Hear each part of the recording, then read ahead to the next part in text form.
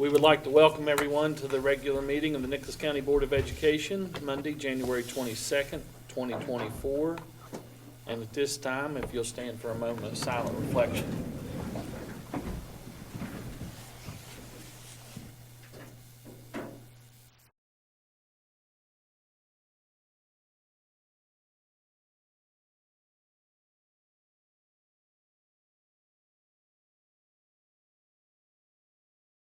Thank you. Please join the board with the pledge. I pledge allegiance to the flag of the United States of America and to the republic for which it stands, one nation, under God, indivisible, with liberty and justice for all.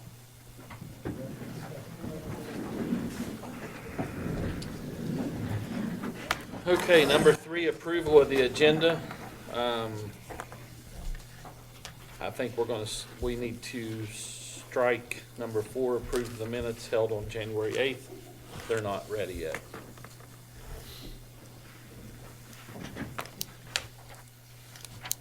And I don't have anything to change. Okay. And next we had student representatives from Nicholas County High School. Are they here? They're not yet. Okay. They were here last meeting. Yeah, maybe they, They probably, they knew that their term, they probably forgot about it. Not if they had a game or something. well, if they show up, we'll work them in. Oh, yeah. All right, number 6, superintendent's information, updates, board report updates. Okay, got 4 or 5 topics to talk about. All of them are very brief. First of all, at our next board meeting on February the 5th, we'll be having our first calendar presentation to go through and explain to the public how our school calendar for next year will work. And then 2 weeks after that, we'll have our second presentation on the 19th.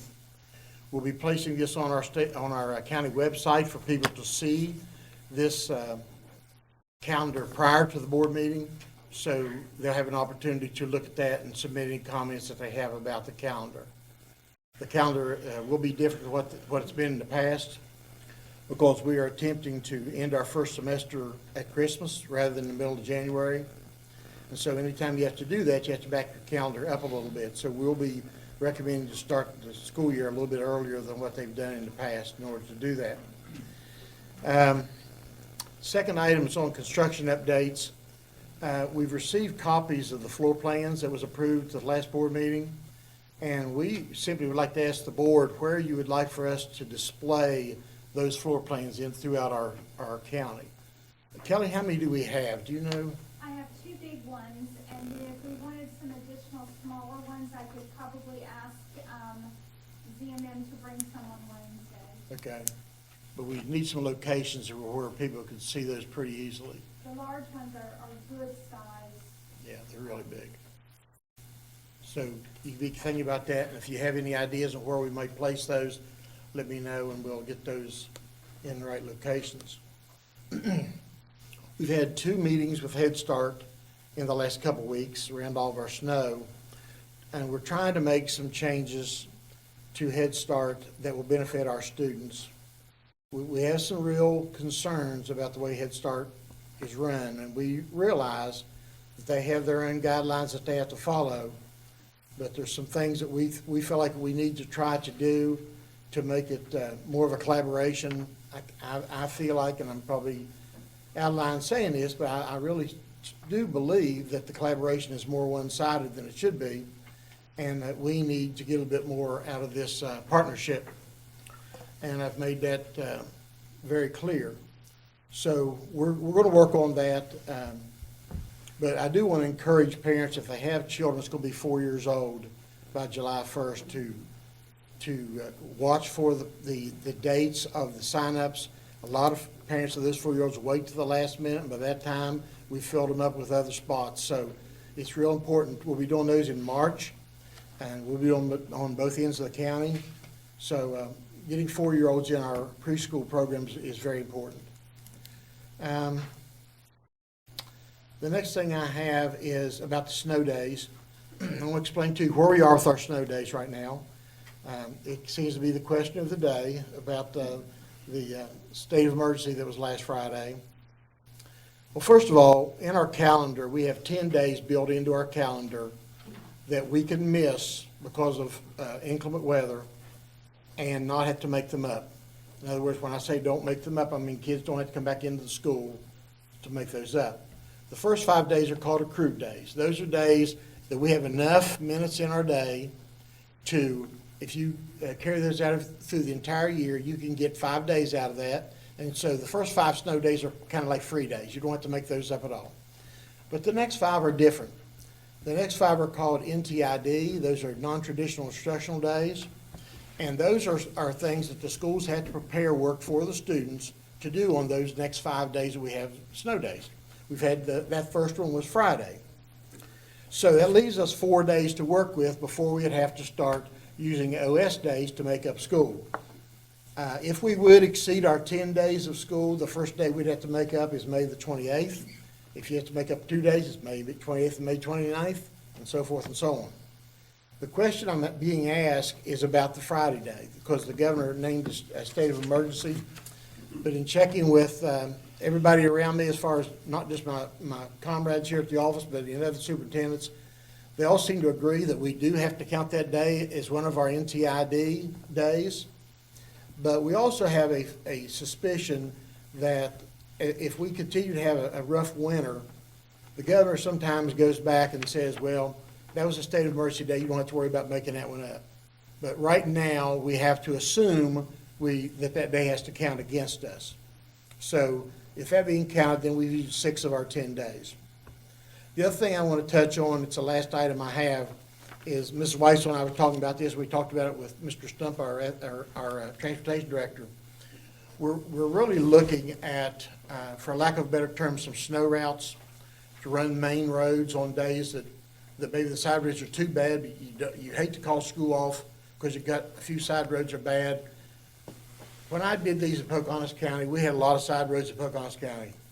And we would run the main roads. We did not count it against the students as an absence. We had to count them absent, but it didn't count it as part of the days that they could use. It was called a calamity day because it just wasn't safe for them to get out to school. They couldn't get to the bus stops and so forth. But we're still able to have school and not have to make up the day. So we're looking at something like that.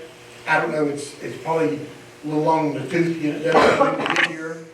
But for the next school year, we're really looking at trying to create some alternate routes for our buses to travel so that we can have school in some of these iffy days and not have to make those up.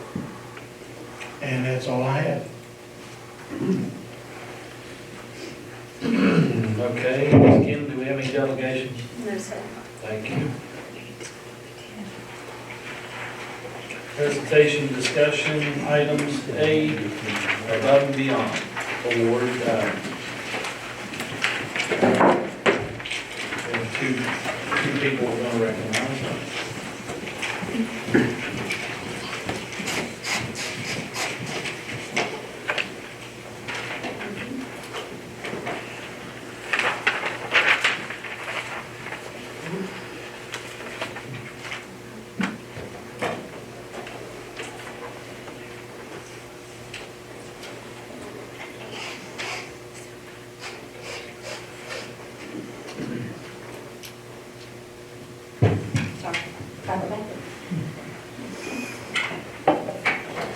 Good evening. This school year, it's been our pleasure to recognize members of our community, parents, and other community members who go above and beyond to help our students and our schools be successful. And we have 2 more tonight, and this is one of the best parts of the job. So the first thing we would like to recognize is Dave Cooney. You'll come up here, please. Mr. Stump nominated him, and it's my understanding you take wonderful pictures and you spend countless hours doing things for our students and our parents. So, Mr. Stump, would you care to elaborate? Yeah, I will say when Mr. Green and Ms. Weissel said we were going to be doing this, I know I've talked about 2 people now that have contributed. I think this is an absolutely wonderful thing, and we have a lot of people in our community that do really some outstanding things, and volunteer work is just them being generous, and so Mr. Cooney, with that being said, he shows up to our ball games and sporting events around the county. If you haven't seen it, you can see it on his Facebook page. I think it's DJC Photographs, DJC_photographs. I go on there and check all the time because I go on and I find great photos of my son playing sports. When I'm at a ball game, I don't take pictures, I don't take video, I just try to enjoy the game. And so it is really nice to have somebody there just volunteering their time to take photos and capture those moments. We can hang on to those, and I know there's a lot of people around the community that are super thankful that he does that, and he just does it out of the goodness of his heart. Just he doesn't sell them, he doesn't charge anybody for them. He just takes high quality professional pictures and puts them out there for anybody to use however, and he does some other things around the community too with photography. And so for me personally, I'm just very grateful for him doing that, and so that's why I wanted to have him come up and give him recognition for that. So Dave, thank you very much for your community service, and we have this plaque we'll give to you, and we can get a picture. You got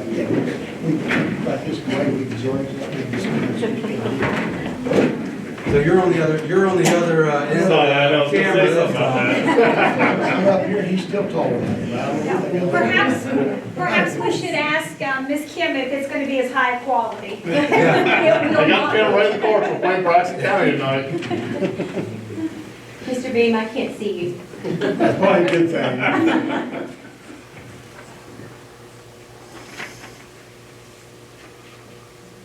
Okay. Yeah, that's what happens. I think I got you. Thank you very much.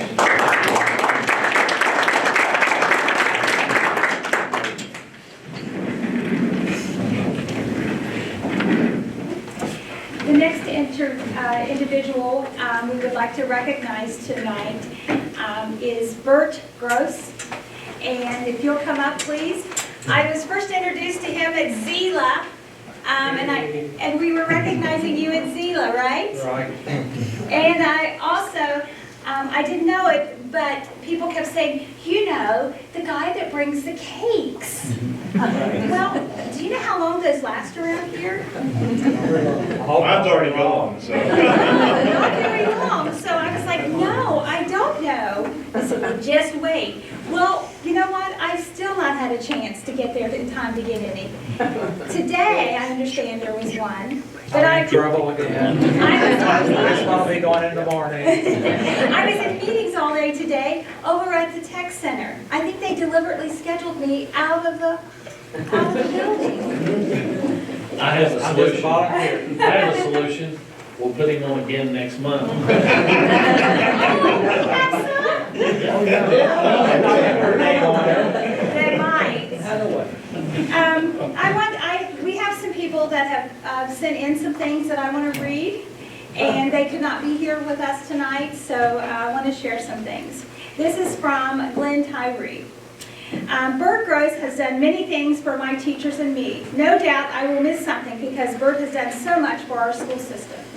We have no idea how many miles, hours, or money Bert has spent driving to our schools and doing the following: donating money to help teachers buy things for their classrooms, buying stamps and office supplies for the office and teachers, providing each school with student-friendly copy of the monthly breakfast and lunch menus, occasionally bringing one of his delicious, warm from the oven, coconut pound cakes for teachers and staff. 245,000 miles on my truck, so. We are grateful for his time, generosity, and kindness to our staff and students of Nicholas County Schools. And this is from Sherry Mao. Over the years, Mr. Bert Gross has given invaluable time to Nicholas County Child Nutrition Department. Prior to Nicholas County having access to breakfast and lunch menus online, Bert would get a copy of the monthly menu and would create a pretty it up for each individual school so the students would know what was being served each day. He did this every month for several years until the menus were available online for the students and parents. In the summer of 2020, during the COVID pandemic, the Child Nutrition Department distributed meal boxes every Monday to students who were in need at the Nicholas County High School parking lot and Cherry River Elementary parking lot. Bert came every Monday to volunteer for distributing these boxes to parents as they drove through Nicholas County High School. When the weather got extremely hot during that summer, he personally purchased a canopy to put up for everyone who were helping out to distribute the boxes. Bert showed up at Nicholas County High School parking lot almost every Monday to distribute these boxes. But on one Monday, he was unable to attend. He made sure the canopy was given to someone else to put up. He was taking care of other volunteers even when he wasn't there. Sadly, in this day and time, volunteers are hard to find that are as reliable as Mr. Gross. But he is one of the individuals we could count on every week to show up and help, and it was certainly appreciated. We sincerely thank you, Bert. And this is from Mr. Michael Williams. I have a Bert Gross appreciation story. During COVID, Bert would show up every week to assist Nicholas County High School in the distribution of food boxes and milk to hundreds of students and their families. He even purchased a canopy so we would not have to stand out in the rain and sun. He was a great help and always had a positive attitude towards Nicholas County staff and the students and families that came to obtain food and milk. And good afternoon, all. I wasn't sure what schools, oh, never mind, that was the original one. And I would also like to invite up Ellen Davis, and she would like to share some things too. We're on camera. There's not much I can say that hasn't been said, but I'm still going to read what I wrote down. Because I'm old school, I don't have one of these. Bert is well deserving of this recognition. He is like the Energizer Bunny of volunteers.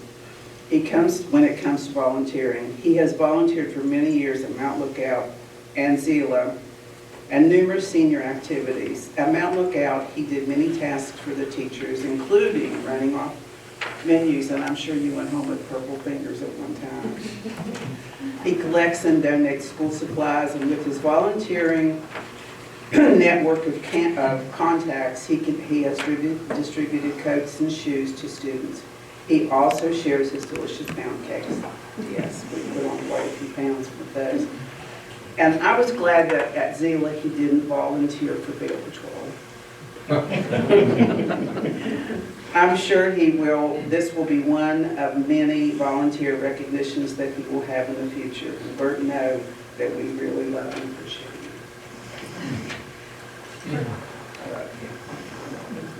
Will you stay up here a second, please? Yeah, thank you. Would you like to say a few words? Just a couple. Okay. Well, you don't wait for midnight, do you?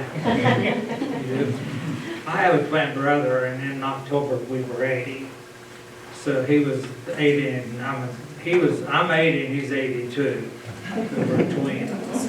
But anyhow, rather than getting gifts, we talked and we collected cash.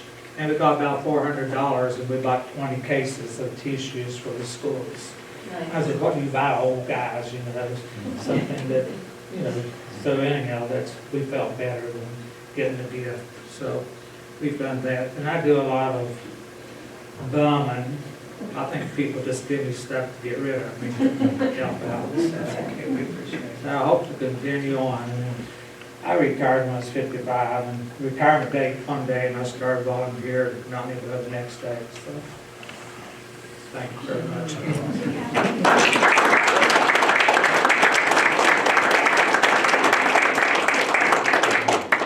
you would like to go right over there, if you'd like to get a picture. Miss Davis, would you like to join us for the picture?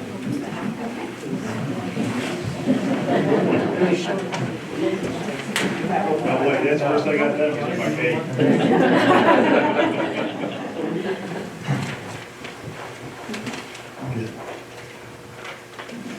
I can't see you, Mr. Bean. Mr. Ferguson, speak that way just a little bit.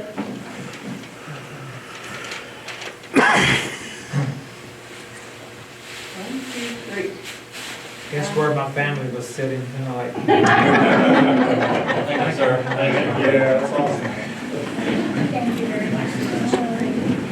Tell them that first year as a tech, we got out for Christmas and had our January and finished out the year. And had the county, had all kinds of things over Christmas. The second year, we got out and they scheduled us to do that. So they changed it, instead of having a whole lot of problems over this year, we had a whole lot of problems. Okay, next we have Christian Butcher with Best thing the school ever had, National sports media done for this national, before Christmas. Good evening, how We are you don't all have seeing? the aggravation of having to do all kinds of. You feeling better? I am, thank you. Yeah, it was up, down, you're fighting sickness or snow this time of year, it seems like, so. I'm gonna take up as little time as possible. Just the real first, how this all got started. So every year I go to New York, first week of November, and fish. Take Ferguson guy with me most years. Last year I was on my way home originally from Clay, and now I live in Elkview, and the Hoover Elkview High School game was on, and it got moved to a Thursday night because of some inclement weather that's supposed to happen on Friday. So on the way home, I'm trying to find a game, cheer on my Panthers, and I'm unable to, so it kind of frustrates me a little bit, and I think to myself, all the opportunities that we have now to get this stuff out there to see and to make money off of, and I didn't see anything really coming to fruition, so I started looking into some things, and spent a lot of time on the phone and talking to different people, and actually decided I was going to put together a sports media rights deal. Started trying to think of a way the SCSC to make money off of it, and without a real big initial investment in hiring people, it's pretty much impossible for me to do it, and who knows if I would still be the one in the market 5 years from now to start seeing some return on investment. So I put this together, and I've been sharing it with several counties. I've had some counties that have implemented a program based upon the information I'm about to show you. It's been fairly lucrative. As far as you are concerned, if you are to put something together, I'm not sure how far off of 19 you'd make it before you'd sell all of your ad time. So I'm going to go ahead and hop right into it. We start this, the presentation is taking full advantage of your county products. I once heard an educator say that we don't have products at school, and I have to disagree, because that's all you do is produce things. You're producing graduates, you're producing tomorrow's workforce, you're producing all kinds of things. Lots of products come out of the public school system. We're going to do this on the who, what, where, when, why, and how. The easiest way to do this. First thing, we're going to ask who to do this. Every school in your county is able to put something together. You have multiple products that you can capitalize on. So this could be taking place in any one of your schools. Now, for the most part, the athletic media rights, you're going to be looking at your high school and your middle school. But anybody can implement pieces of this program to their school, because it's not just about athletic media rights. That's where this all started. And at the end of the presentation, you'll see there's other things that I've tripped across as I went through this journey. What do we have? And your products consist of sporting events, academic events, which I think are often overlooked, musical performances. I remember playing football, and my favorite thing to do was to go with the band director on Monday before a home game. Jeff Nestor was the name, God rest his soul. And we would go over the songs and the things that we wanted to do. Musical performances, kind of like academic performance, I think a lot of time overlooked. You also have graduation, prom, and other special events. I know prom, had one county that got some advertising dollars they brought in from a formal wear. Everybody's always looking for something. You've also got graduation, project graduation, all these types of things that you have that you can put out there. Where do we do this? And you can do this, any event produced as an advertising sponsorship opportunity. You got seasonal events like your football and your basketball, then you have non-seasonal events, which is your math field day. They say, well, who would sponsor math field day? Well, you might get into a situation where you find an accounting firm that's interested in helping to sponsor with your math field day. Just think about the event that you're putting on and what profession does that lead to. That would be your target for any event. Of course, your sporting events, that's easy. Everybody's gonna wanna participate in sporting events. But there's other things that you can do. And like, I grew up in Clay and my grandparents were in Mesa, Arizona. My grandparents would have loved to watch me play football. They'd love to watch me do the other things that I did in school. But there was never an opportunity for that to happen. I've heard people say, Jason, if we do this, then we're gonna start taking away from people in the seats at these events. I don't believe that. Most of the time, these kids are always gonna attend. Most parents are gonna end up attending as well. This is going to help two things. One, people can't see it, and two, it'll help you put together a program that you can benefit off of. When can we do this? You can do this at any point in time, at any location. After you come up with your implementation strategy, you can start looking at the events and where do we target, who do we target for these types of events that we're putting on.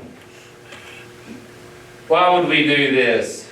There are many benefits associated with this endeavor. You can capitalize on the products you already have out there.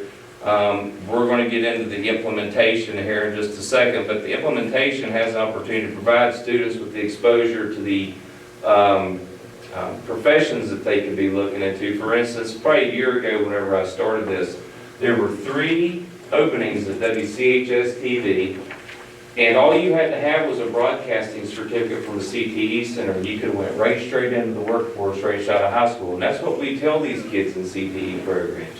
You don't go to school. You're going to go, you're going to learn a trade, you're going to go right straight into work when you leave high school. This is a perfect opportunity for that type of thing if you were to go through the CTE function. And we'll get to the different ways to implement it in just a slide or two. It also provides access to events for people who are not able to attend in person. How do we do this? Implementation varies upon your location. The number one way to do this is through a CTE program. If you have a marketing, business, broadcasting, you can put this in your CTE program. A lot of your overhead expenses like your camera and the software, which will run you $7,000, $8,000. You put this in a CTE program, your CTE money can pay for this. Broadcasting would work wonderful. You'd bring these kids in first year, 9th grade, they'd learn how to set things up. Then come in for their sophomore year and they would be directing. Come in the 3rd year, you could have them producing. They come in their senior year, now you've got your play-by-play broadcasters. You never can tell. The next great ESPN or Fox Sports commentator could be at Nicholas County High School or Richwood High School doing a game. You never know the opportunities you might open up for somebody whenever you go through this. The other way you can do this partnership with local media outlets, we have some counties who currently have local media coming in and doing their ball games. We'll get into that in a minute, but there's still an opportunity for the current setups that you may have with local media outlets to still be able to run this. Starting year 1, we're not going to have a bang-up program. We're going to have to grow it. And I'll get into the E-rate conversation with the FCC that I had in just a few seconds. But partnerships with local media is a way that you can implement this. Student body clubs. If there's a video club at the high school, this would be something that they might be able to take on. And then the last thing, your boosters. Your boosters are already out there most of the time, banging the drum, collecting money from people who are advertising with you. This is going to give you something else to sell them. They're already paying you $500 for their sign on the baseball or the football field. You go into a video broadcast system, now you're able to sell ads. You got mom and pop shop, they want to sell, they want to buy advertising, but they don't want to do a commercial. You bring them in the CTE program, you let the CTE program do their commercial for them. Whenever you're broadcasting this, whenever you go to a TV timeout, You show your video, you show the commercials and the ads. On the software that I've found to be the best, you've got buttons, you can roll a scrolling banner along the bottom, there's all kinds of ways to get them out there. And the more functions you have on your software, the more little add-ons that you can put on whenever, here's your base, you get this. Here's your base plus the scrolling banner, your business will be on there once every 5 minutes, increased cost.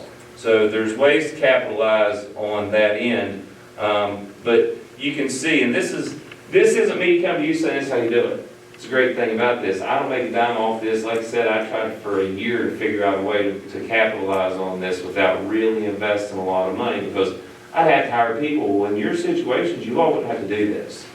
Your people are already here. And you don't have to worry about hiring them. You've already got people with your CTE programs that you can work with this, your boosters, or your clubs. How do we implement this? I believe this is the last slide. Your startup cost. Startup cost to get a camera and the software that you need will cost you about $7 grand. Now we've got companies that come in that say, hey, I'll give you $200 a game. Let me broadcast your games, I'll give you $200 a game. Well, if you go down and you look at E-rate, that's illegal for somebody to run off of your internet and broadcast a game. I spent 3 hours on the phone with the FCC. FCC says it is illegal for a third party to make money directly off of the advertising. Third party can make money whenever they do training. And the FCC said, we don't want this to be amateur hour. And I sent out an email probably a year ago with all the acceptable things that you can use with E-rate and the acceptable purchases. The one thing they kept hitting at was the training, which takes us back a couple slides that talks about how do we do this. Well, you can use, if you're like Fayette County. Fayette County's in a situation where they were doing games with a local radio station. Well, it might be questionable to do E-rate, but it's not questionable if you bring them in to train and they are not benefiting directly off the advertising dollars associated with the product that you're putting out there. So your startup cost, you're looking at about $7 grand per location. You'll see some cheaper cameras. The National Federation of High School Sports has one, and I forget what it's called. It's a manless camera. And if you're watching a football game, it's all right. But if you're watching a basketball game, as soon as the team goes to full court press, that camera does this, because it doesn't know where to go. If you're going to go in this endeavor, you really need to go with, the camera's about $5,000, and if y'all are interested, I can get you all the information. The software will cost you $2,000. That's a drop in the bucket whenever you're looking at $5,000 to $7,000 a year for one entity on advertising through your platform. And the prices right now with the counties that I presented to range from here to here. And they were surprised. At first, one county was like, this is never going to fly. And the next thing you know, they're like, we're almost out of ad time. So the money's out there. The people are out there to watch this. And the businesses are out there that are looking to invest in this because they're already putting money in this one direction or the other. They're sending money into this program one way or another, whether it's a banner on a sign or they're advertising to somebody else who's run the game. The money is out there. You just got to go out, put together a good plan. But for $7,000 to get started for one location, and like I said, if you run it through the CTE program, it doesn't cost you $7,000. You just take $7,000 from your CTE program and buy the equipment necessary to run your program. E-rate, I got into E-rate a little bit. Like I said, it was a 3-hour conversation. At the end of the conversation, the gentleman at E-rate, I said, has anybody ever lost their E-rate for a violation of this? And I got a long pause and a short nut. So then my other question was, is there an enforcement division of the FCC to go after E-rate and make sure these types of things aren't taking place? Got another long pause and another short nut. So the moral story is, the way that things are going right now, It's kind of one of those things where unless something huge happens, it'll probably fly forever. But at the same time, that's not what we're trying to get at here. What we're trying to get at here is the county taking their product and profiting off of their product as opposed to that money walking out the door and going somewhere else, because if that money is legal, that money is being spent somewhere else. I know the numbers that I hear about whenever I was going through this, that these third parties are making off your games is ridiculous. I mean, there's a lot of money out there. And me standing out on a limb, I mean, there's at least $50,000 sitting on your football field season. There's a lot of money out there when you start looking at all the businesses just right here on the road that are already putting money in somewhere to sponsor your stuff.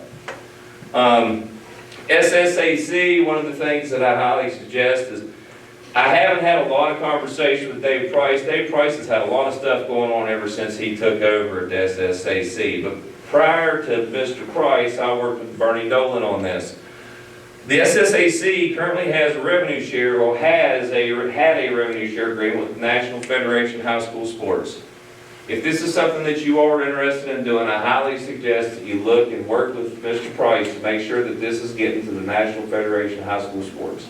Whenever you go and you create a platform, or whenever you go and create an account on National Federation for High School Sports, it asks you, who are you here to see? And you click the high school that you're here to see. When you do that, there's a revenue share agreement in place with the Federation and SSAC. So every fee that's sent to the Federation from West Virginia, the SSAC is getting revenue share off of it. And I love revenue shares. The counties are then entitled to getting a kickback from the SSAC for sending the fee to the National Federation of High School Sports. So the SSAC and the Federation of High School Sports have already got something like this that they're working on, you know, and just up front, you all own all of your media rights until it hits playoff time. Whenever it hits playoff time, you own nothing. You know, the coach's card won't even get you in the door to a playoff game. But you all own from the beginning season to the end of the season. Really, the easiest way, I had one coach, real quick, I had one coach. Butcher, I like the idea. Going to make some money off this. But now my stuff's out there for everybody to see. First thing I said was, if I need your tape, I'm going to find it one way or another. Second thing I'll tell you is, if you're doing this platform, the easiest way to do this is through a YouTube platform. You put the game out there, you tell everybody you got till the end of the weekend to watch the game, and then the game that you got out there on YouTube, the administrator goes in and marks it private, and nobody can get in there and see it anymore. So you're able to protect any coach who thinks that his stuff's sitting out there on YouTube, which, you know, my wife coaches, and I can't tell you how many middle schools I went to and haven't had a kid sitting in the gym, except I was sitting there filming for her. So if the coach wants film bad enough, then they'll go out and get it. But really the easiest way to do this is on a YouTube platform. You put all the stuff out there. You got graduation, you got spelling bees, you got math field days, you have all these sports, you have musical events, you have concerts. There's so many products that you all have that go out under Nicholas County Schools. And you can cover them all, put them on a YouTube platform. The only thing anybody has to do is go to YouTube and type in Nicholas County Schools, West Virginia. Boom, there's your page. Everything that you've ever put up. If I want to watch graduation from last year, to watch my kid dance with his girlfriend one last time, well, I can hop in the hot tub time machine, go back in time, watch that, and go on about my business. But big opportunities here. I wish that I'd have figured out a way to turn it into a money maker for the SCSC, but at the same time, you know, I have been going around the county saying, this is something you all might want to look into. I can't give you the best way to do it. That's something for you all to decide. But really, if you can fit this into a CTE program, the opportunities that you're giving the kids with CTE, and who knows, you know, you might have the next John Madden or Pat Summerall sitting in Nicholas County somewhere. So, and I just aged myself there. But that's what I'm here tonight for. That's my presentation. Superintendent Beam, I would love to work with you on anything that y'all have. I'm to the point now, the counties I've worked with in the past, whenever they get to a point, they're like, what would you do here? That's normally when I get a call from them now.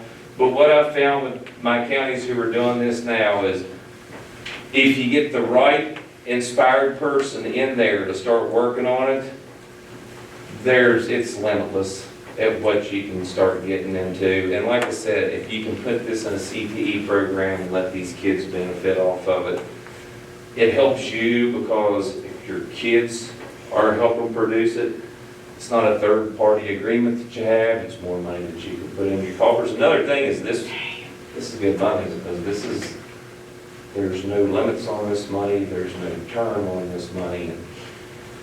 Anyway. Well, thanks, Jason. Yeah, I'd heard Jason bring this up at one of our SESC meetings a few months back. And I went and talked to him after the meeting. I said, I want you to come down and talk to my board sometime about this. Just give an overview of what it looks like.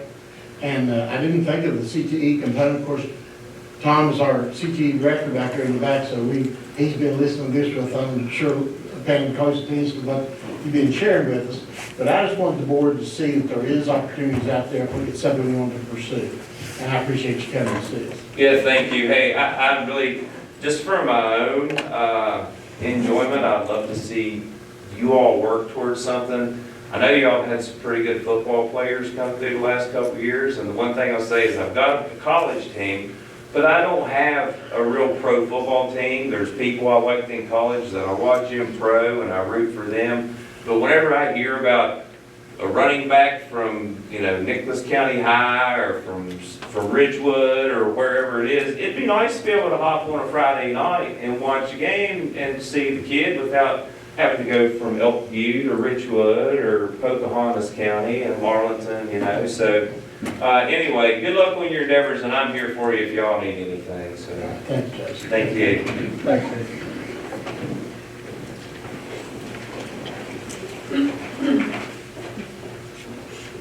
Okay, next, we have J.B. Miller from Richwood High School. I don't have, do I have to stand right here? Sure you do. Okay. Where's your PowerPoint? Yeah, you want to know there, I don't even have to read my email. I have a secretary for that, my wife. Okay, Kathy Tyree and I were here last year. A lot of you all were not, a lot of you were. And we were talking about funds. So me and her have been talking for months. And I know the bond levy's coming up. So I sort of brainstormed with her, my wife, and if there's any way that we can restructure the bond levy for athletics. I'm going to try to go through all this, and if you have a question, you're welcome to ask. Do, like, restructure for athletics, due to many things. One of the big ones, buses, second's officials, third's equipment. The amount of money that we're getting, Kathy and I think it's funny, we call it the 1990 money, okay? Because it's the same amount of money, basically 1990, that we're getting in 2024. And of course, everything's went up, money in athletics, okay? And the main thing that Kathy and I, we're all on the same team, not like it used to be, we hated each other, so to speak, but we're all on the same team. So one of the first things that Kathy and I sort of went together and said, you can't compare the two schools, can't do it. There's no way, they're not even in the same fruit basket. So I'll move on. Still today, in the past, everything is based on the number of kids. Well, even if they're still based on the same amount of kids, and I don't even know exactly the amount of money either school gets, okay? But when it comes down to it, Friday night for a football game, you've got 6 officials, and you got people taking money at the gate, and so forth. Well, we're both paying out the same amount, okay? Now,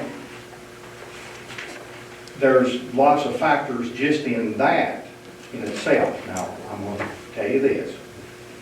just for a football game, before one person comes through that gate, we've already spent between $800 and $900 before one person comes through the gate. For a basketball game, we're talking $500 to $600, okay? Let's see.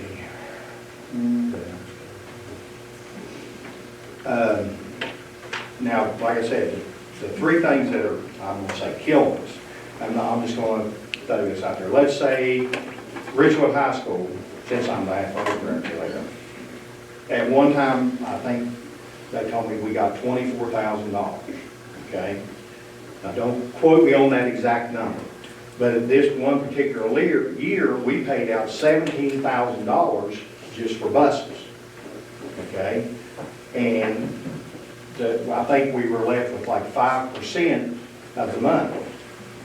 So what, at Richwood, we sort of divided the money out, like each program gets X amount of dollars, and once every, I think it's 6 years, we can buy uniforms. Well, in 2024, you can't buy anything that you could buy in 1990, okay? And Coach Whitlock, Coach Morris and I have been talking about this. Back then, you could fit a whole football player, even their practice stuff, for right about $500. Well, now, you have a helmet that costs between $500 and $800. Now, liability-wise, you all know about that, you have to put the best equipment on your kid, okay? And the helmet's the number one thing. And we got a bomb dropped on us last year that every year now, we have to send off our helmets, or they will not warranty them, and you will be liable.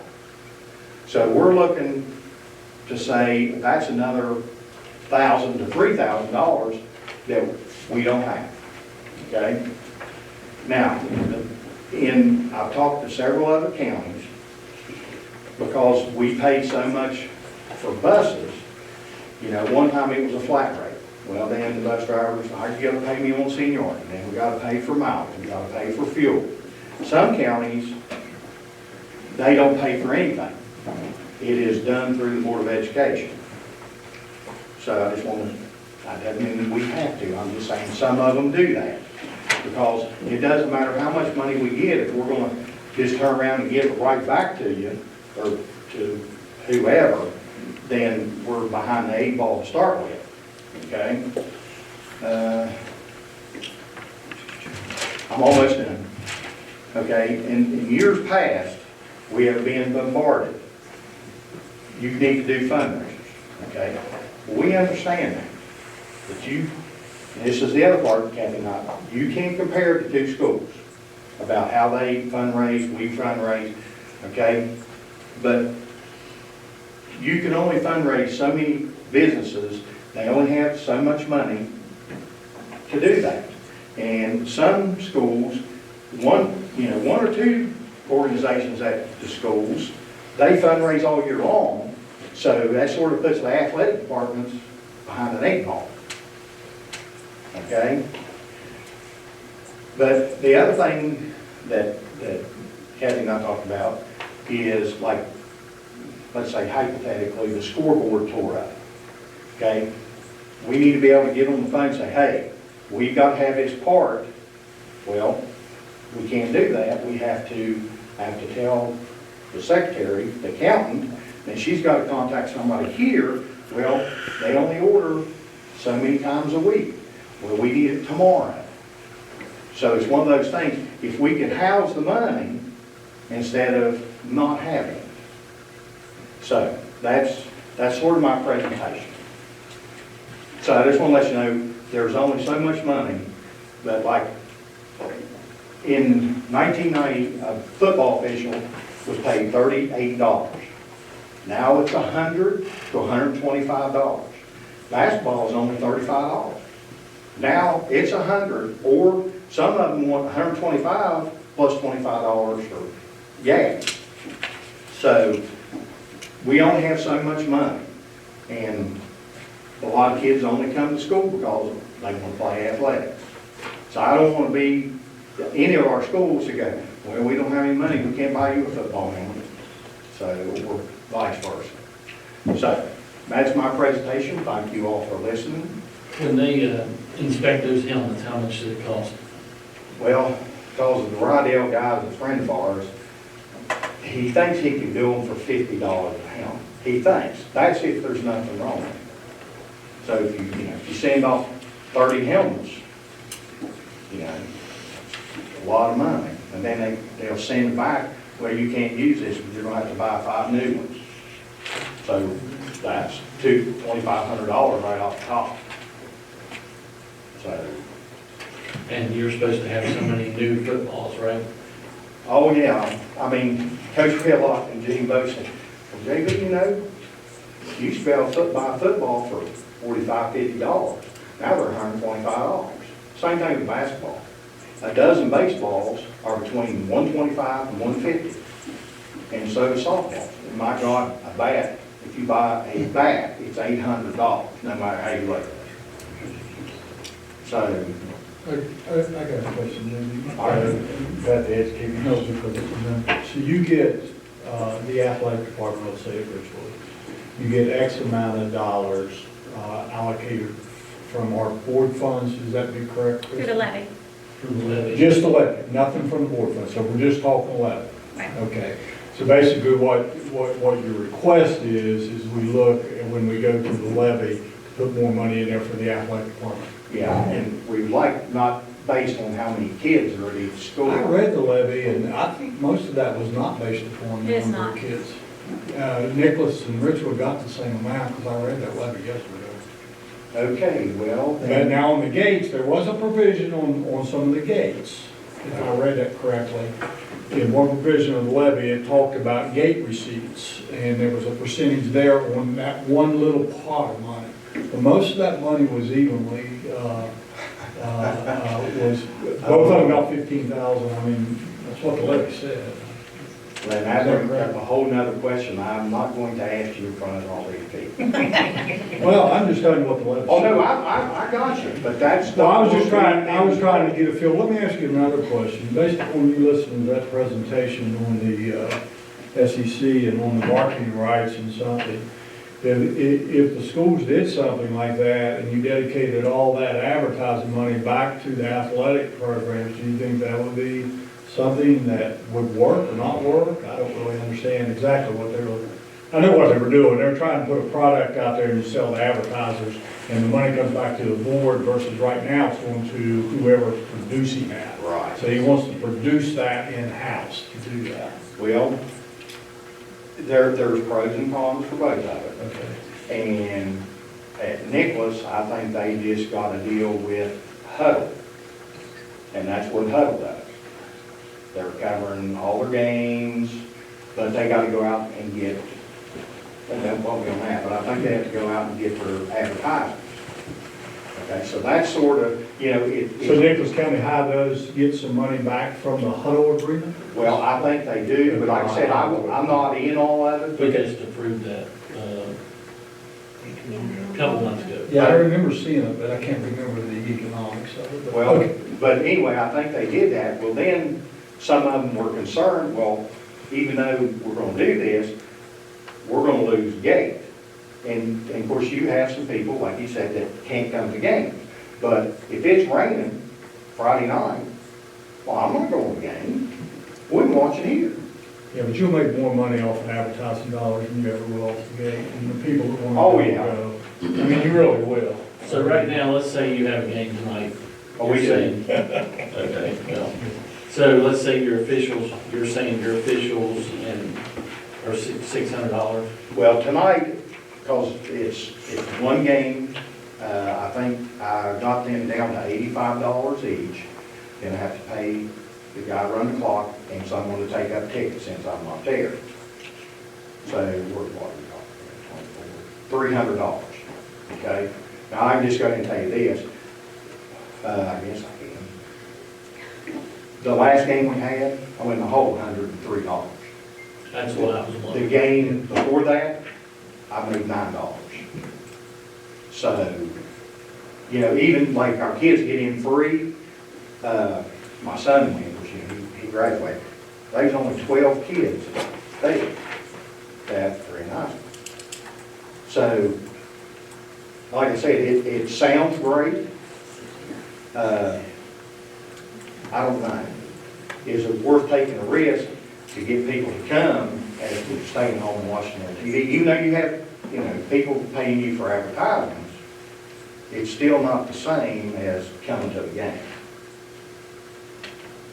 So, No, basically, but it sounds like the bottom line is you all need more money for your athletic department because of inflation and referees, equipment, blah, blah, blah, blah. oh yeah, I mean, if, I'm not coaching basketball now, but like the last set of uniforms I got $1,500 out of that.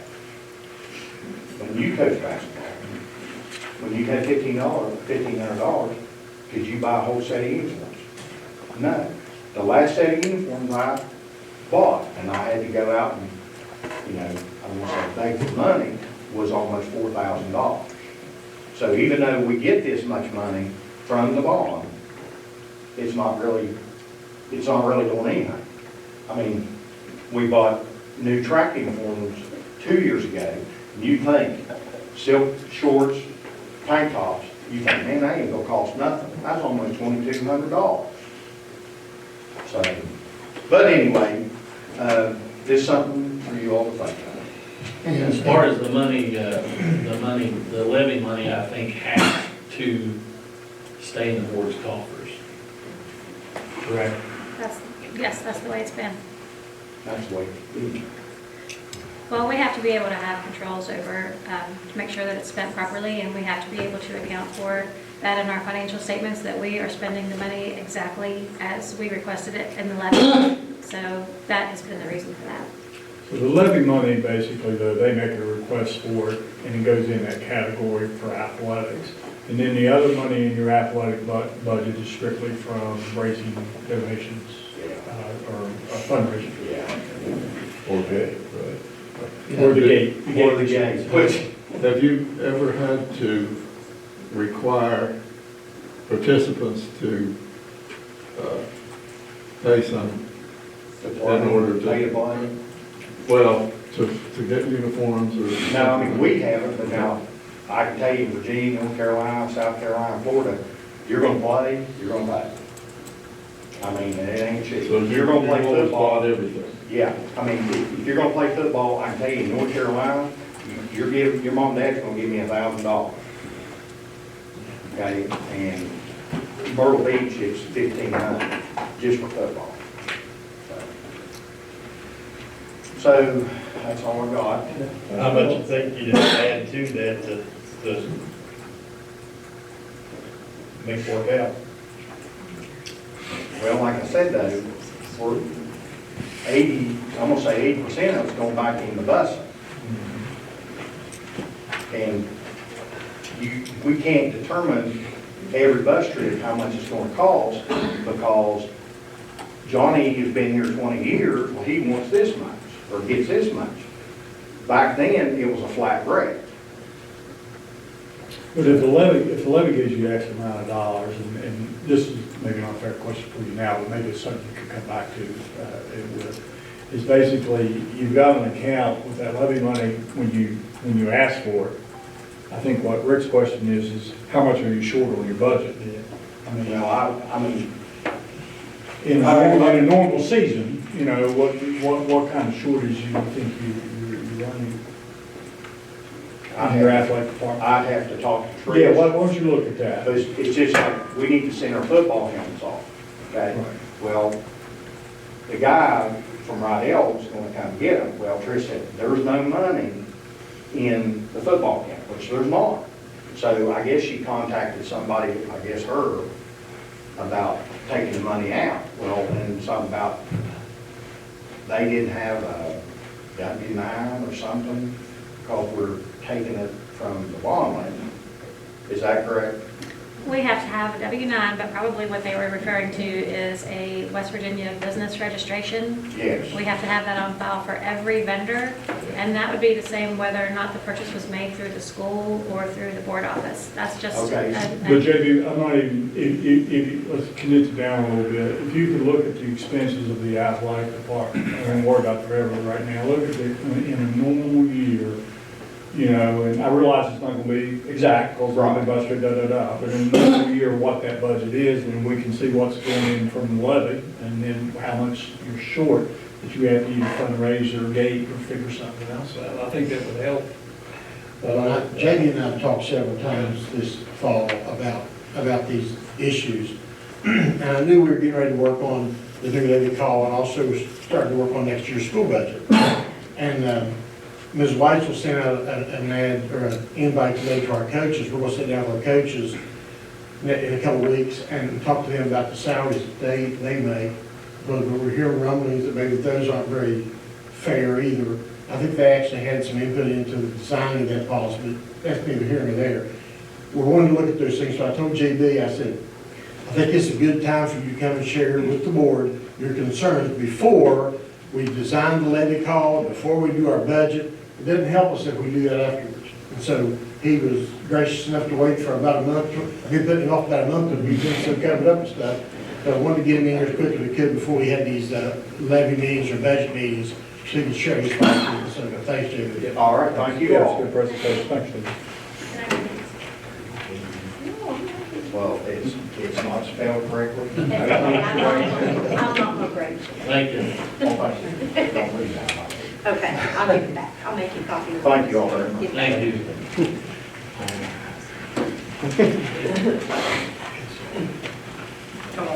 Okay, number 9, there's no action items, nothing at this time, so we'll move on to consent items, finance.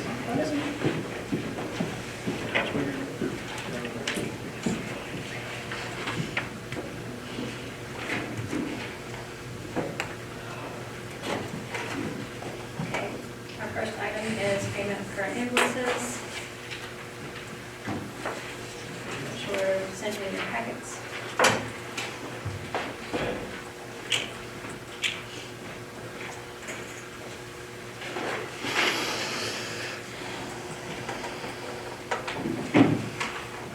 Did you guys have any questions about any of those payments?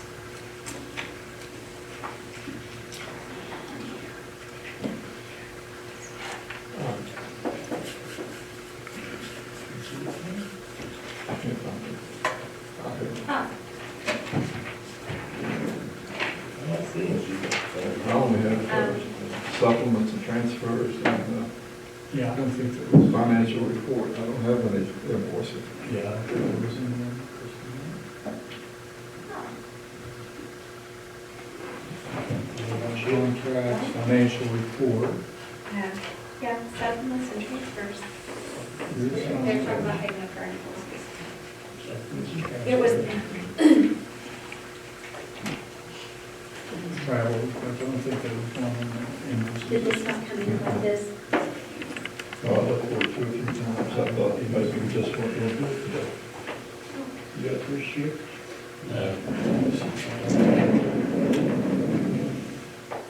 Okay, we might have had some technical difficulty there. Do you want me to make copies of these? Yes, You guys please. can look at them? Yeah. Okay. We'll go the rest of them, make copies of the invoices. Okay, so you don't have current invoices, you don't have supplements and transfers? We had a supplement and transfer. Okay, well, let's go on to that and then we'll go back. I'm pretty sure we did. Yeah, we did. Yeah, we do.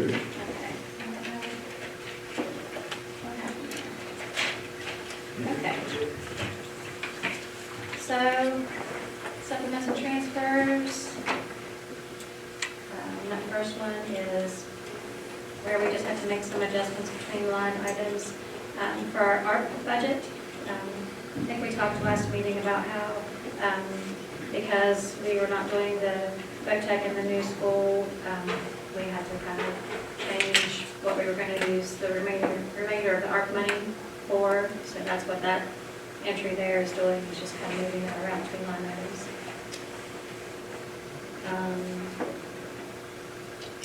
There are a few adjustments to state aid that have to be made, no major dollar amounts, just, that changes a couple times throughout the year, so we have to adjust for that.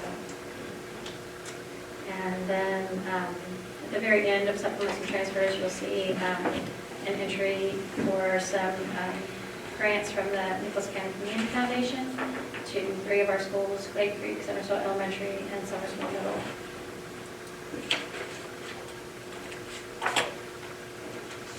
Was that for the golf thing? I don't have the purposes of those. The written one down there. for 3,250 was for the golf. Okay. Yes. And the other one ended up going to that same program. That's $1,000. It ended up going to the golf program. Okay. Yeah, the schools just, they request money for various things throughout the year from the Community Foundation. And so, we're lucky enough a lot of times to get from them.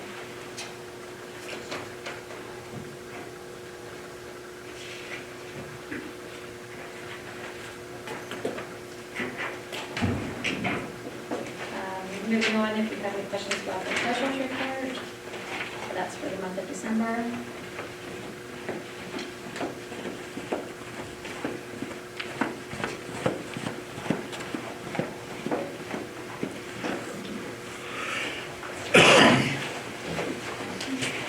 Thank you.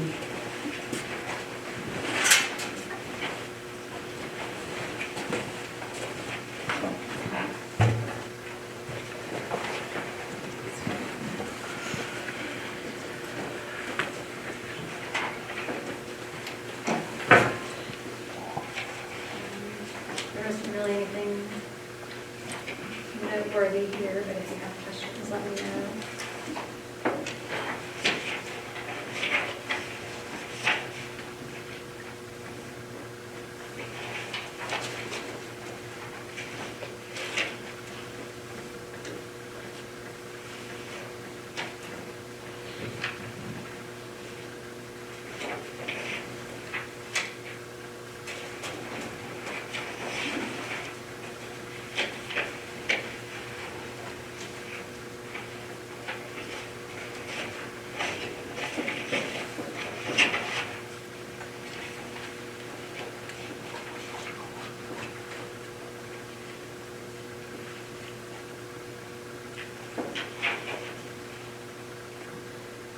So on that account payable, that modular Genius, that's 59,000, that is the leases for the modulars, is that?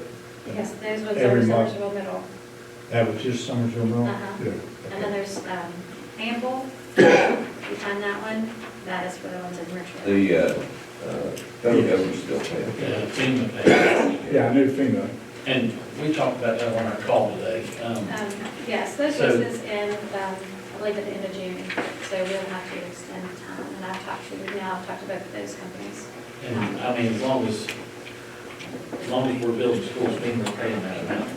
As And far as I know. well, yeah, that's what I'm saying, are we comfortable with that, it's not coming out of the construction FEMA money, that this is supposedly a separate contract Right. with FEMA? Right, this was And a that will separate pay PW that was written, and actually I talked to Jason Means about doing an extension on those, and he doesn't want us to request an extension on those from FEMA until we have a new lease in place to do those. Since they end in June, he says, better to wait until closer to the time that those expire, and then the new lease starts before we ask for an extension for our reimbursement from FEMA.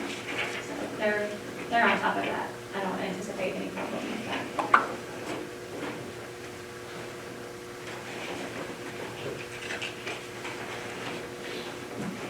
Yeah, the Ample is on page 3, the third one down. Yeah. And that's the modulars for. There's like 18.3. Yeah. Another one's like 50.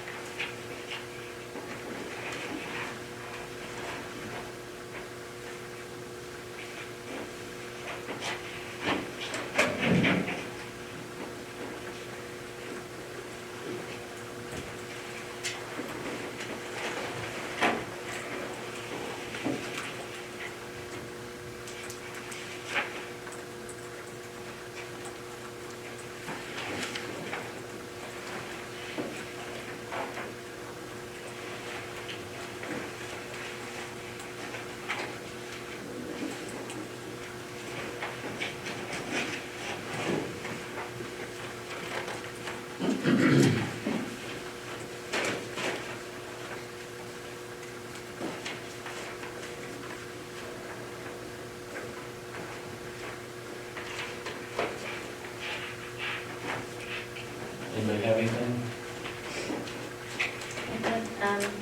Next item is, there is a construction change directive. And that's from SQP, and that has to do with removing roof flashing. It's just something that needs approved so that we can send that on to them so that they can make that adjustment to the contract. So is that an addition to their contract? Yes. And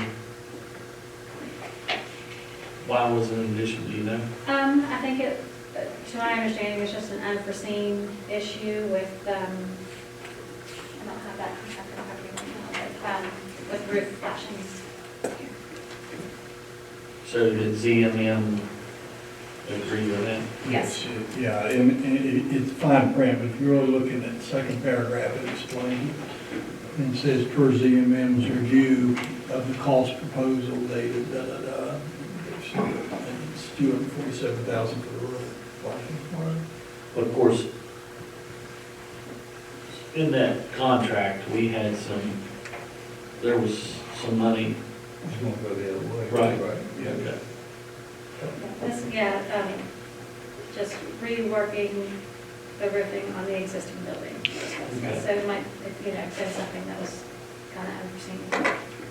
That might get a whole new roof too.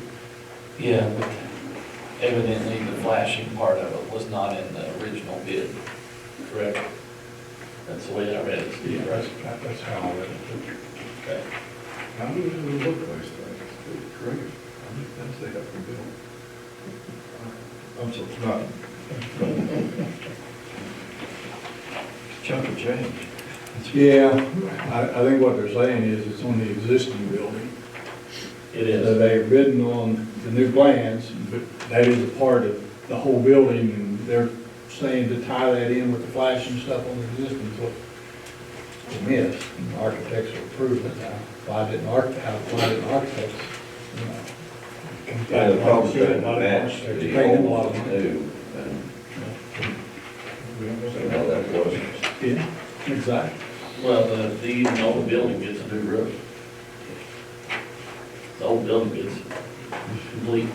Yeah, but it looked like on the old building that the flashing, Right. they were tying that in, got Right. missed, is what it looks like. Okay, anything else on finance? So, Just real quick, on that financial statement, financial report, just, and I think, well, I just want to make sure, where it says, let's say on page 2, or listed on page 2 there, the revenues, Uh-huh. you got all the property taxes, and it says up December 3rd. Is that a half year under the current budget, or is that the full year budget? Current budget, that's for the full year. That's the full year, Yeah. and then the year-to-date revenues would be for the 6 months. Correct. What we received, okay. that's- Right, but then the current budget, with the supplements and transfers that I show you guys every Uh-huh. month, that fluctuates, that current Okay, budget. gotcha. Okay, just want to make sure I understood.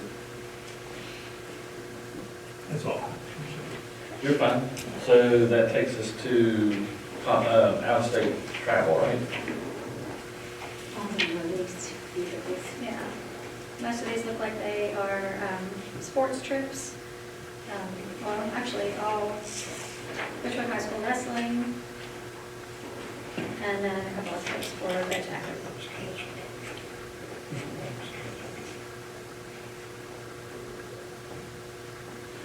So, Kristen, on these trips, when we approve this is a cost to the athletic department. So when they submit their travel costs, we approve it, they submit their bills, and you pay that out of the levy portion. Either way, they can pay that out of their school funds that Okay. they've made. And ask for reimbursement. Or I can, if they want me to pay that out of their levy money that we have here. we can Okay, do so that. they got their own funds, but that fund would be only from gate receipts and fundraising. Right. They don't get an allocation from the board. Correct. And item number 1 on here, that trip actually ended up being canceled, because that was on Saturday, when we had all that bad weather. Okay. So we didn't actually take that trip. Under transportation, it says no buses, of course, there are only 7 people. What do they use? That says a leased vehicle. so I'm not sure whether those are for police vehicles, actually. Yeah, all the rest of them are police vehicles. Okay, I didn't see that. The reason they do that is like, they don't need a bus. Right, right. I just wondered what they used, but. I think that whoever that they're leasing from gives them a really good deal, because it's only the 7 kids and a coach. So Cody drops it, and, you know, they get their insurance and everything right there together. So it's Do cheaper they get on like them. 3 enterprise or Uh-huh. some.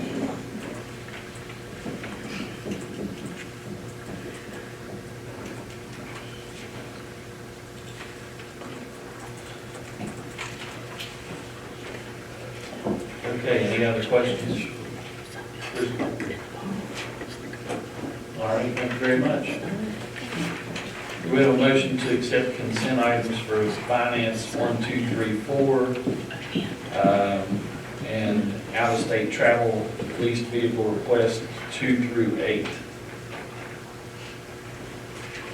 Make a motion. Mr. Green makes a motion, do we have a second? Second. Second by Mr. Moose. Any other discussion? All in favor? Aye. Opposed? Motion carried. Personnel. No changes? No changes. We did have to strike the art position at Summersville Middle School. We do have an applicant, but they did not have a chance to get that person in and get an interview done. So, Mr. Terry is our teacher. hey, He's retired. substance areas of critical need. That's right, you weren't getting paid for it. Due to Mr. B continually closing school, we had to extend some postings to get the required number of days in, so. Now, Kelly, under that map, middle school, that's the one where Mrs. Cooper, I think, wanted to continue her education. Yes, it one is. more time. We didn't let her out the contract We have not done at that. this point. Now you have Kimberly Cook. Yes, that's that has correct. applied for it. Yes. Is there any problem with first certification, or are you just waiting on the timing of it? Well, originally when this went out, we didn't have a transition plan in place. And since now, I have emailed the principal and the teachers involved to let them know when we were looking at as a transition. And it looks like February 12th. Ms. Cook had some commitments before then, Math Field Day, and some conferences that had already been paid for. So the 12th looks like as a good transition period. Yeah, that's what I was wondering, whether she could, I know she'll be very good.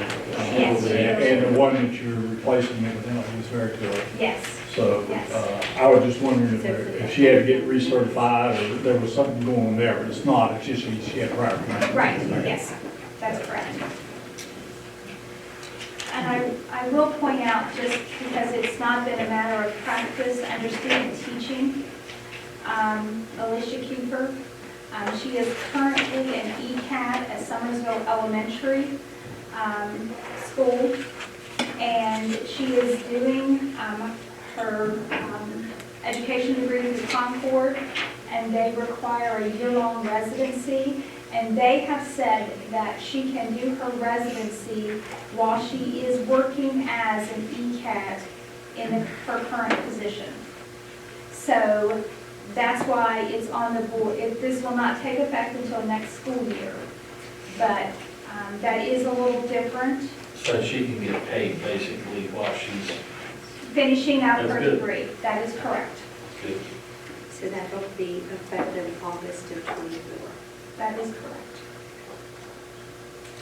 But I did want to point it out, because that's a little bit different than what we typically, when we think of student teaching.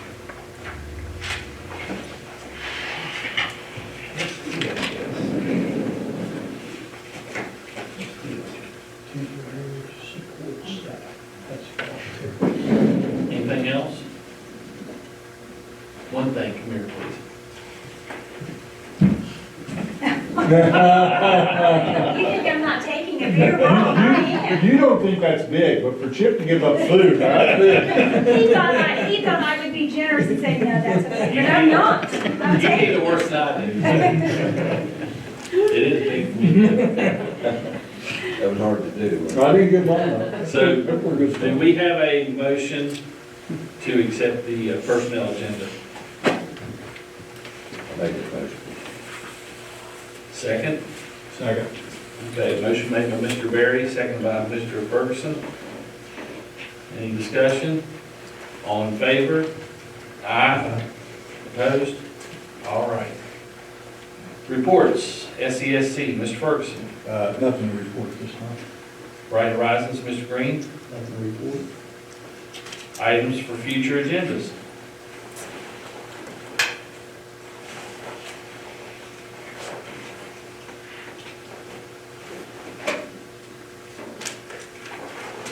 Okay. Future meeting dates. So special LSIC meeting that we've had to cancel twice, at Nicholas County High School. I have a date I want y'all to look at. We have a regular meeting Monday, February 5th. Can we do the LSIC meeting, the 6th, right after that? Does the 6th work for you all? February 6th, Tuesday. And the reason that next week we have 2 meetings, that next week, so, And we decided we do the LSICs at 4. yes, Oh, 4? 4. Yeah.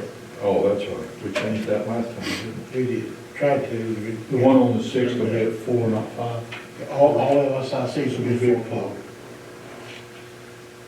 So, future meeting dates, February 6th at Nicholas County High School, starting at 4 o'clock. Regular meeting Monday, February 5th, the day before that, here at the board office, starting at 5:30. And that's because of the calendar hearing.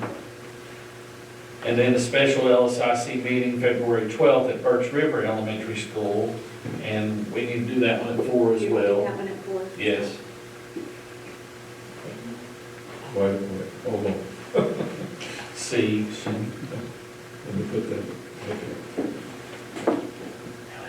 And then the following, or the same week, we have a special work session at the Nicholas County Career and Technical Center, February 15th.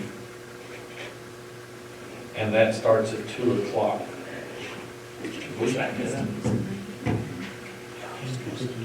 No, Yeah, that's kind of what we done got. is that 2 o'clock for what we talked about? Yeah, because then Tom has a skills thing that day. Right. And your skills starts at 4? Yes, sir. He's 2 hours. And this special work session on the 11th? What's this special work session? It's on personnel. Coaches or It's, levy?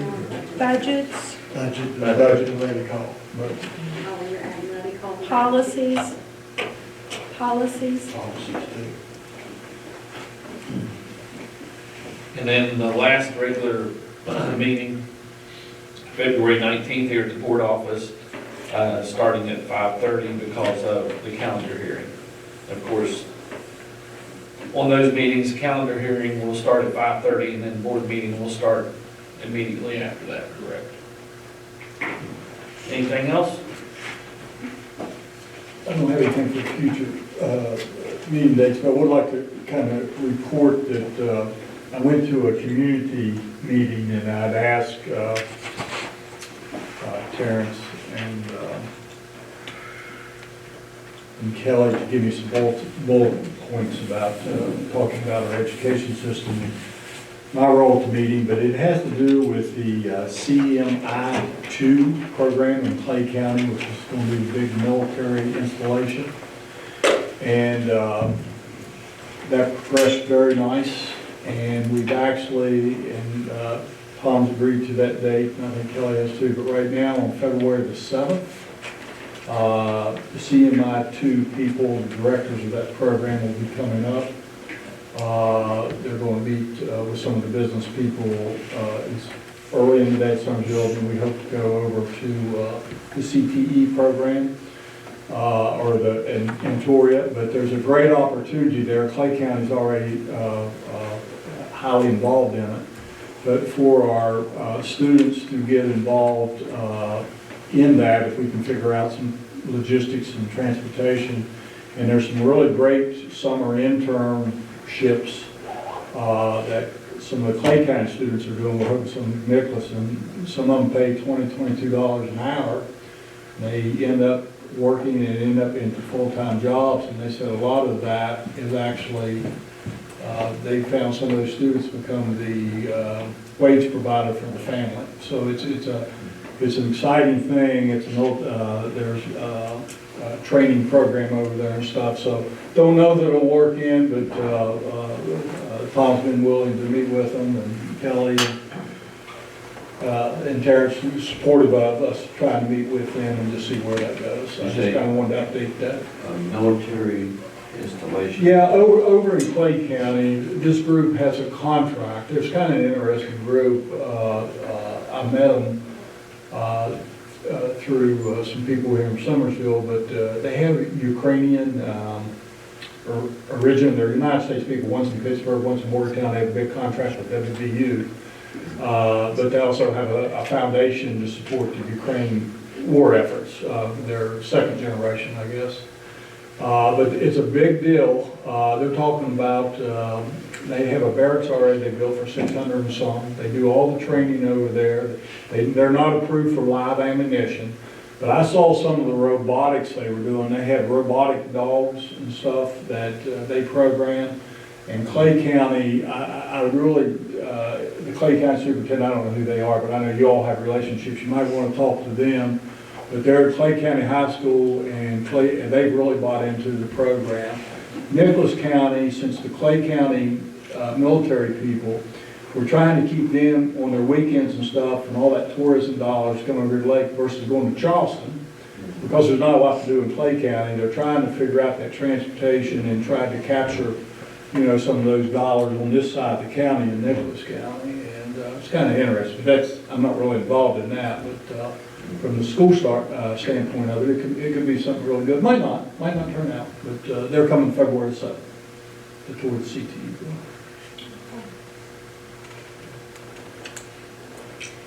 Anything else? Okay, do we have a motion to adjourn? Mr. Ferguson makes a motion to adjourn, seconded by Mr. Berry. All in favor? Aye. 7:28.